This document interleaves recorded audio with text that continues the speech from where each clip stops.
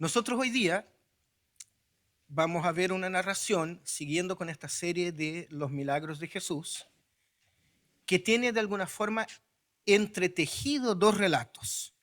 O sea, es una narración, es un pasaje, pero son dos los milagros que Jesús hace de manera intercalada. Así que yo quiero invitarles a que abran sus Biblias en Marcos capítulo 5. Marcos capítulo 5. Los que quieran seguir en sus Biblias, también va a aparecer la proyección en pantalla. En Marcos capítulo 5, Jesús ha liberado a un endemoniado en Gerasa, un milagro que nosotros vimos ya en medio de esta serie, y ahora él ha regresado en la barca al otro lado del lago, solo que llegando allá, llega una gran multitud a verlo. Marcos 5 del 21 al 34 dice así, 21 al 34. Después de que Jesús regresó en la barca al otro lado del lago, se reunió alrededor de él una gran multitud, por lo que él se quedó en la orilla. Llegó entonces uno de los jefes de la sinagoga, llamado Jairo. Al ver a Jesús, se arrojó a sus pies, suplicándole con insistencia: mi hijita se está muriendo. Ven y pon tus manos sobre ella para que ella sane y viva. Jesús se fue con él, con Jairo, y lo seguía. ¿Quién lo seguía? Una gran multitud, la cual lo apretujaba. Había entre la gente una mujer que hacía 12 años que padecía de hemorragias. Había sufrido mucho a manos de varios médicos y se había gastado todo lo que tenía sin que le hubiera servido de nada, pues en vez de mejorar, iba de mal en peor. Cuando oyó hablar de Jesús, se le acercó por detrás entre la gente, entre la multitud, y le tocó el manto.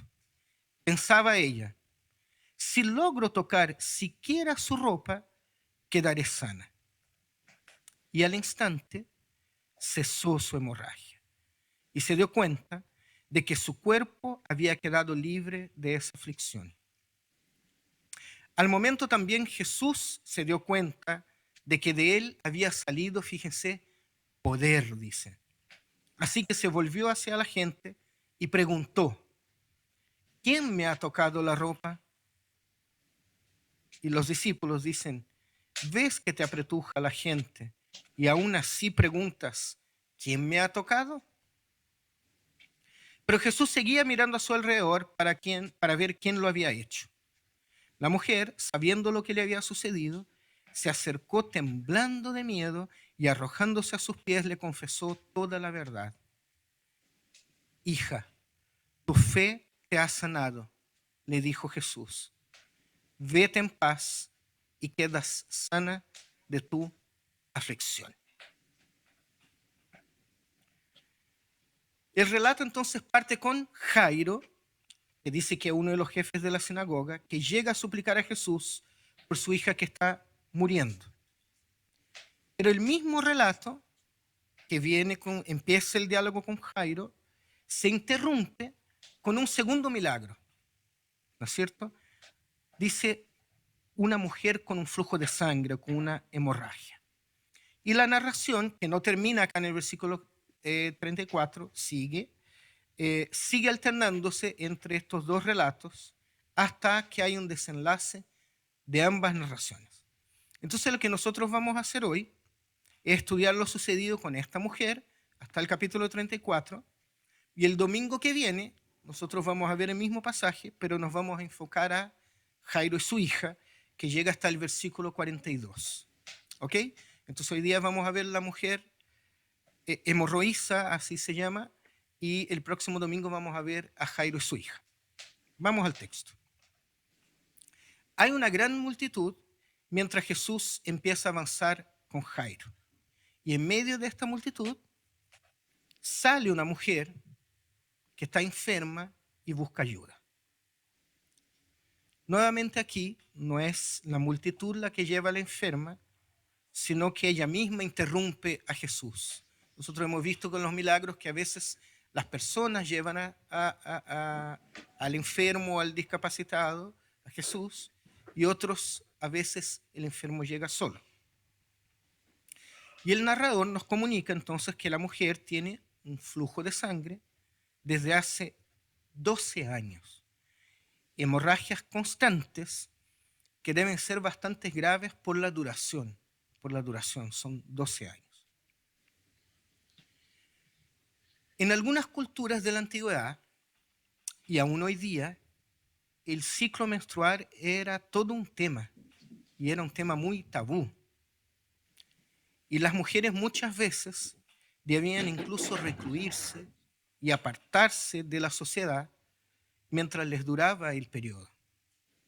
Y cuando digo hoy día, es porque hay conocimiento de una cultura, no sé si en Asia, un pueblo en que las mujeres todavía se recluyen para el periodo, y de hecho hay una ONG que trabaja enseñando a esas mujeres a hacer con tela, con algodón, hacer un tipo de toalla higiénica, porque ellas hasta hoy, hasta nuestro tiempo, usan pedazos de tela, pedazos de paño, que después, como están manchados, a escondidas van, hacen una pequeña fogata y queman esas telas, queman esos paños. Y durante ese tiempo, el tiempo en que dura su periodo menstrual, esas mujeres no pueden salir a la calle. Las niñas no van al colegio, por ejemplo, durante ese tiempo. Entonces, imagínense si eso pasa hoy día todavía, ¿cómo habrá sido para el primer siglo? De hecho, en Ezequiel 36:17, por ejemplo, el entrar en contacto con una mujer que padece flujo de sangre hacía impura a una persona. Por eso se recluyen, porque si la mujer está en su periodo de menstruación, no puede tener contacto con otros, según Ezequiel, según el libro de Ezequiel. Si me toca, si está conmigo, si me hago impuro como ella, imagínense. Entonces las mujeres muchas veces, para este tiempo, lo que hacían es que estaban mensualmente escondiéndose, o escondiendo el hecho de que estaban con su regla. Y imagínense con todo lo que eso significa, ¿no es cierto? Se cuidaban de que nadie las viera, lavaban las telas o botaban las telas que usaban para recibir su regla. Entonces tiene que haber sido bastante terrible en ese tiempo. Y aquí en el relato es mucho peor la situación de esta mujer, porque dice que su hemorragia es constante. Las hemorragias disminuyen la cantidad de glóbulos rojos en la sangre, lo que deriva en anemia, en pérdida de apetito, en desánimo. Entonces, esta mujer, además de toda la situación social, también tenía un malestar y molestias físicas muy grandes. Esta mujer no podía casarse, no podía ser madre, probablemente, y tampoco podía trabajar. Y ahora imagínense, o imaginémonos, a esta mujer que por 12 años ha sufrido hemorragias continuas. Esos 12 años deben de haber sido de una vida bastante miserable, dolorosa y vergonzosa. Y más encima el texto también nos cuenta que ella ya no tenía ninguna pertenencia, porque se había gastado toda la plata que tenía con los médicos y en vez de mejorar, solo empeoraba. También hay que tener en cuenta que para ese tiempo, y yo creo que hoy día también un poco, seguimos igual, para ese tiempo solo las personas económicamente acomodadas podían acudir a los servicios médicos. Hoy día a veces también nos pasa, gracias a Dios tenemos, por lo menos en Chile, tenemos una buena salud pública dentro de todo, y el sistema funciona. Pero si tienes una cirugía más cara, si tienes un medicamento más caro, a veces los que tienen menos quedan afuera, ¿no es cierto? Bueno, aquí también pasaba, entonces esta mujer debe haber sido una mujer de plata, de dinero. Entonces esta mujer tiene que haber sido de un buen nivel social, por lo menos hasta que empezó a sufrir con su enfermedad. Así que podemos imaginar lo que significó para ella durante todos esos años la marginación social y también religiosa, porque si es impura, no puede entrar al templo, que ella debía vivir. Entonces aquí estamos hablando de una mujer que es desechada socialmente, que es pobre y que es ignorada. Y entonces ella se dirige a Jesús. La mujer seguramente había oído hablar de Jesús y evidentemente había oído hablar de sus curaciones milagrosas, ¿no es cierto? Y nosotros también podemos suponer que la intención de ella de tocar a Jesús sin presentarse, sin decir nada, así como a escondidas, en medio de la multitud, y de hecho sin que nadie se diera cuenta, también estaría relacionada con su timidez, con su vergüenza por la forma en que ella vivía, que simplemente la impidió de hablar públicamente incluso de su enfermedad, ¿no es cierto? O más bien de hacer pública su enfermedad. Entonces ella busca a Jesús de esta forma, con una fe tremenda, porque yo creo que solo al tocar el borde de su manto me voy a sanar. Pero de ahí a que yo lo pare en medio de la multitud y le diga, hola, ¿me puedes ayudar? ¿Te cuento lo que me pasa? No era mucho, era demasiado. El tema es que eso también a veces nos pasa a nosotros. Y nosotros tenemos vergüenza ante los demás, vergüenza de quién soy, o vergüenza de nuestra realidad. E incluso a veces también tenemos vergüenza ante Dios y vergüenza de Dios. O muchas veces tenemos vergüenza por nuestros pecados. No sé si les ha pasado. Yo conozco, por ejemplo, personas que son excelentes, que son muy piadosas, que son buenas personas, pero, por ejemplo, no son capaces de venir a la iglesia porque fuman, por ejemplo. Entonces, no, yo aquí nomás. Y tú le dices, pero ¿y por qué? Es que fumo. Entonces, y uno se pregunta, ¿se imaginan al Señor diciendo ahí en la puerta, a ver, tú no fumas, tú sí, tú no. Tú, a ver, déjame olerte. No, afuera. Tú sí. Y como yo conozco todas las cosas, yo sé que tú sí dejaste de fumar. Muy bien, adelante. Y como conozco todas las cosas, conozco el que viene más atrás, y tú te fumas una cajetilla diaria. Afuera. ¿Se imaginan eso? Pero nosotros a veces hemos sido enseñados así. Hemos crecido así, hemos sido educados así. Entonces nos avergüenzan nuestras actitudes, cuando todos nuestros pecados nosotros sabemos que fueron llevados por Jesús en la cruz. ¿Habrá vergüenza en esta vida que el Señor no la conozca? No. Entonces, querida iglesia, queridos amigos y amigas, no tengamos vergüenza de Dios.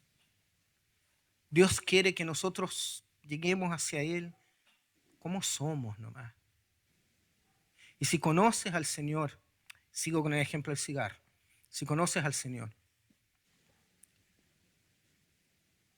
lo más probable es que con el tiempo te vas a dar cuenta que el cigarro no te hace bien para la salud, que el cigarro te daña, que eres mal ejemplo para tus hijos, qué sé yo. Pero eso es un proceso muchas veces. Amén. Entonces esta mujer se acerca detrás a Jesús y se conforma simplemente con tocar su manto. Quizás hasta por medio perdón, hasta por miedo de transmitir su impureza a Jesús, por el texto de Ezequiel. Y el relato nos dice que solo el hecho del toque de ella cesa la hemorragia. Y aquí nos cuenta algo maravilloso, el texto. Ella se dio cuenta inmediatamente de que su cuerpo había quedado libre de la aflicción. La mujer, queridos, actúa en la confianza de experimentar la salvación a través de Jesús, y el Señor responde a la fe de esa mujer, quitándole instantáneamente lo que le afligía. Entonces Jesús se vuelve y le pregunta: ¿quién me ha tocado la ropa? Y los discípulos, como tantas otras veces, no entienden nada. Y le responden algo nada que ver. Porque frente a la pregunta de Jesús, ¿quién me ha tocado la ropa?, uno esperaría que los discípulos dijeran: ay, vamos a buscar saber y te avisamos. No, le dicen: pero ¿de qué estás hablando? Si estás en medio de una multitud, un montón de gente te toca. Y eso nos hace pensar, si los discípulos frecuentemente no entienden lo que pasa o cómo Dios está obrando, ¿no será que a nosotros a veces también nos pasa lo mismo y no nos damos cuenta cuando Dios está obrando? Y la respuesta de los discípulos también sirve para que nosotros sepamos que la mujer no habría sido la única que tocó a Jesús. Y esto solo puede tener un sentido en el texto, que es destacar la fe de la mujer. Porque la verdad es que muchos andan con Jesús. Las multitudes siempre han existido. Y muchos tocan a Jesús en medio de la multitud.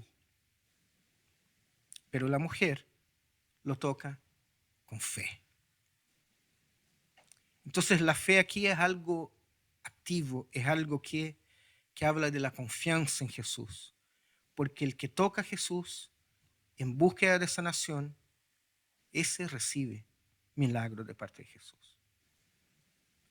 La mirada de Jesús buscando alrededor hace que la mujer se vea impulsada a confesar y viene con temor y temblor y se postra ante él.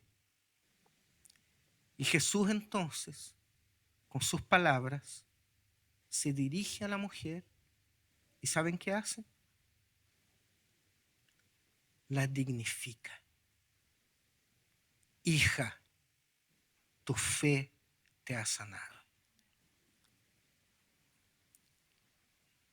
Jesús cuando llega, queridos, queridas, nos sorprende, nos cambia de lugar, nos da nueva vida, nos dice hijos, hijas. Y la sanidad aquí es más que un efecto físico entonces, ¿se fijan? Porque en la segunda parte del verso 34, Jesús dice a la mujer que ella ahora puede ir en paz y que ha quedado libre de aflicción. La paz de Jesús es diferente a la paz que nosotros tenemos como paz. La paz de Jesús no es una paz política, no es la pax romana de este tiempo. La paz de Jesús es esa seguridad que nosotros tenemos adentro de nuestros corazones, de que yo sé de dónde vengo, sé quién soy y sé a dónde voy. Jesús salva a la mujer entonces de una vida miserable y la saca de la marginalidad y de su condición de impura. Antes de terminar, yo quiero volver al tema de la multitud. La multitud es sofocante. La multitud es incómoda. La multitud es lo contrario de tranquilidad y paz. Pero así como a lo largo de los relatos de milagros nosotros hemos encontrado a Jesús a la orilla del lago, en la sinagoga o en una casa, aquí nuevamente vemos a Jesús con la gente. Porque ¿dónde encontramos a Jesús? O más bien, ¿dónde esta mujer encuentra a Jesús en el texto? En la multitud. ¿Pero qué es la multitud? Yo puse acá. La multitud es gente. La multitud es el pueblo, es la vida. La multitud es la sociedad. Y las multitudes, la verdad, están formadas por todo tipo de gente. ¿Han andado han andado en el centro de Santiago cuando hay mucha gente?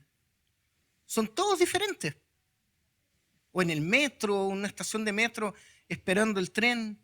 Uno mira para el lado y cada persona es un mundo. Pero todos están como parte de una multitud. En la multitud no hay solo gente igual a mí, que piensa igual a mí, que se viste igual a mí y que conoce a Dios igual a mí. La multitud, queridos, está en las calles. ¿Sabe dónde hay multitud? En las marchas, por ejemplo. Esas marchas que la gente reclama por justicia, por igualdad, ahí hay una multitud. ¿Estará Jesús en las marchas? Yo creo que sí.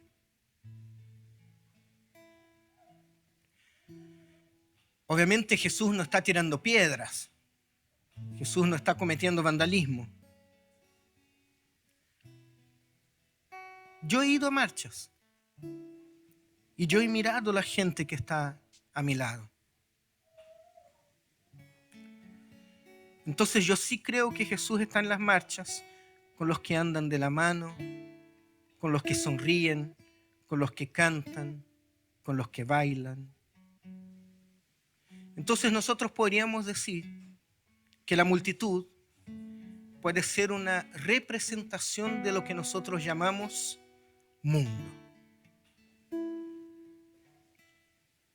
Y en esa multitud, aquí en el texto, está la mujer y está Jesús.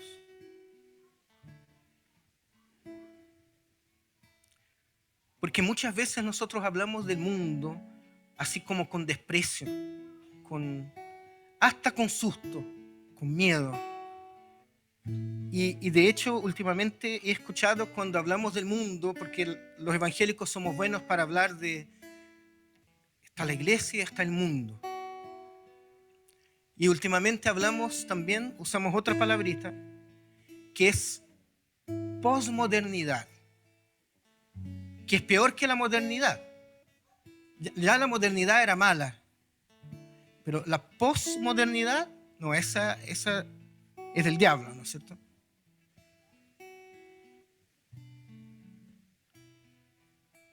Como que estamos llenos de ideologías, de guerras, de corrupción, de violencia.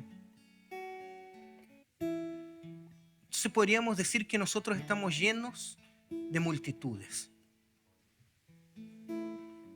Pero yo les pregunto algo, ahora aquí, y a los que están en el Zoom. ¿Y qué tiene eso? ¿Qué problema tenemos nosotros con las multitudes? ¿Qué hacemos frente a las multitudes? Porque que nos encerramos en nuestras casas, ¿vamos a vivir a la punta del cerro entonces? Porque no me puedo contaminar. ¿O nos metemos en la multitud tomados de la mano del Señor y somos iglesia en donde el Señor nos ha puesto, confiados que el Espíritu Santo nos va a guiar en medio de la multitud?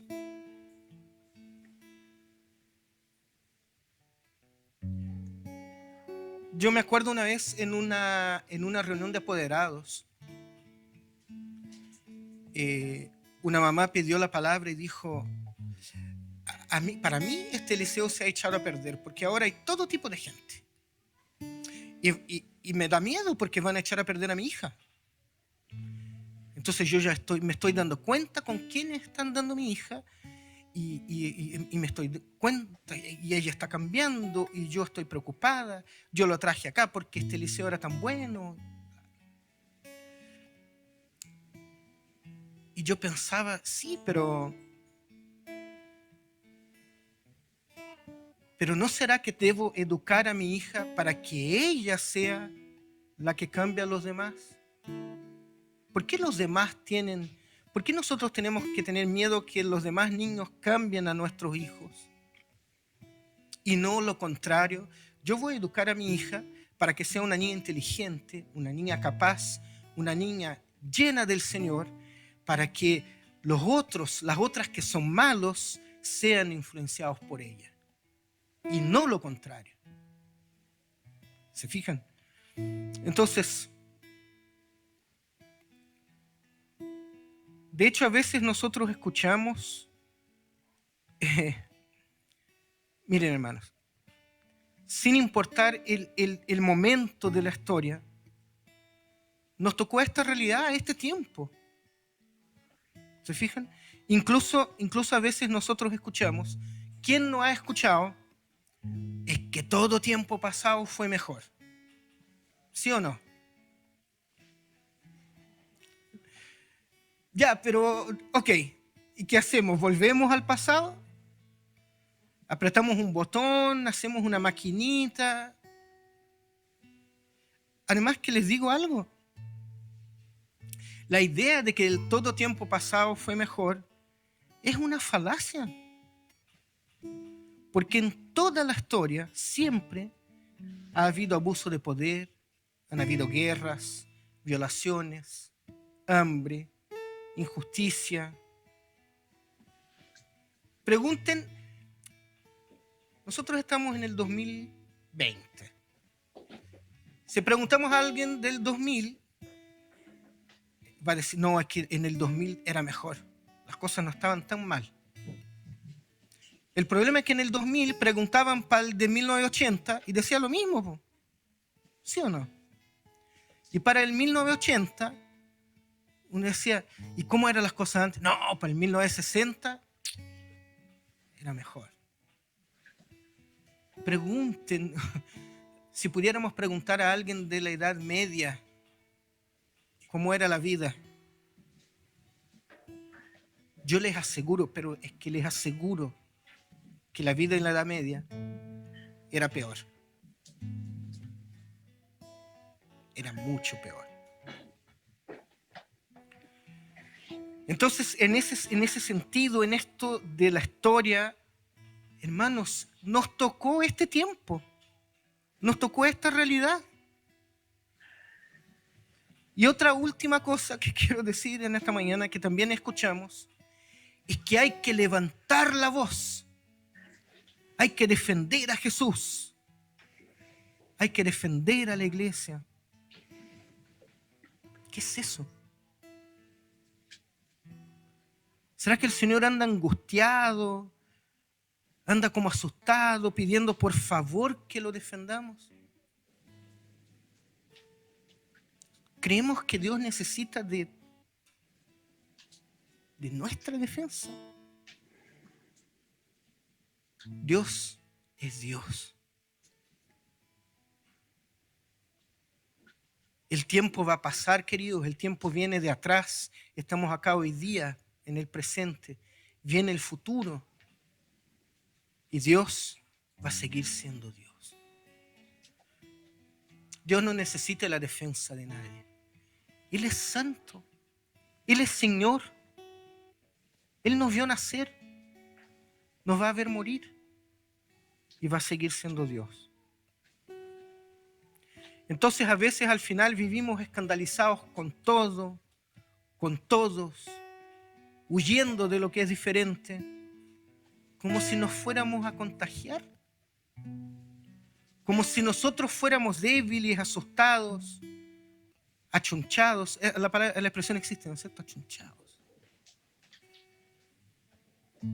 ¿Saben algo? Nosotros no nos contagiamos por los demás que son malos. Nosotros somos la iglesia de Cristo. ¿Saben qué hacemos nosotros? Nosotros abrazamos a los malos. Y nosotros contagiamos a los malos. Les mostramos a Jesús y avanzamos hacia adelante. Porque fue para eso que nosotros fuimos llamados. Entonces, ¿saben qué? No tengamos miedo de las multitudes. Porque si Jesús anduvo en medio de ellas, nosotros también vamos a poder andar en medio de ellas. Jesús al final le da respuesta a la mujer, le dice que vaya en paz y que ella ya no será esclava de su aflicción. Y la mujer se pierde de nuevo entre la multitud y sigue su vida. Una vida diferente, sí, porque a partir de ahora y de ese día, ella tiene una vida transformada, ella tiene una vida llena de esperanza, ella tiene una vida plena. Porque a partir de ahora, ¿cómo la llamó el Señor? Hija. Hija. A partir de ese día, esta mujer es hija del Dios Altísimo. Entonces mi oración en esta tarde es que andemos con Jesús en paz, sin aflicciones. Y si nos toca estar en la multitud y hacer parte de la multitud, que sea para bendecir a los demás, caminando de la mano y obrando en favor de los demás. Son las multitudes las que tienen que tener miedo de Dios. Porque cuando el Señor llega, transforma, cambia, nos hace nuevo, nos hace hijos y hijas. Nosotros nos vemos poquitos acá, ¿no es cierto? Nosotros somos más que multitud. Nosotros somos agentes transformadores del reino de Dios. Así que mi oración es que nosotros seamos sal y seamos luz en medio de la multitud, para que el Señor se glorifique y se manifieste no solo en nuestras vidas, sino que en la vida de los que están allá afuera en la multitud. Amén. Querido Padre Celestial, queremos agradecerte ya en esta tarde, Señor, por tu palabra, Padre. Que cuánto nos ha bendecido, Señor. Qué cosa más linda leer el relato de esta mujer, Señor. Una mujer que estaba ignorada, que estaba despreciada, que era una más en la multitud, con sus aflicciones y con sus problemas. Pero ella decidió ir a Jesús y tocar su manto. Y el Señor vio su fe y le dio paz y le quitó la aflicción.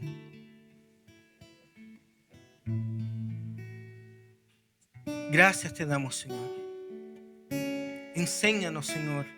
Capacítanos, Señor, a poder vivir y andar en medio de las multitudes, Señor. Porque tú estás en medio de ellas. Y si tú estás, nosotros también podemos estar. Y Señor, si hay alguien aquí en esta tarde que todavía no te conoce, Señor, nosotros queremos orar y queremos bendecir a estas personas, Señor. Y queremos pedir, Señor, que te vengan a conocer, que puedan ser tocados por tu Espíritu Santo, Señor, para que puedan descubrir, Señor, la bendición de ser sanados por ti, como fue esta mujer, de tener tu paz, como tú entregaste a esta mujer, y de ser libre de sus aflicciones, Señor. Gracias te damos, Señor, por este día. Gracias te damos por tu palabra. En el nombre de Jesús. Amén.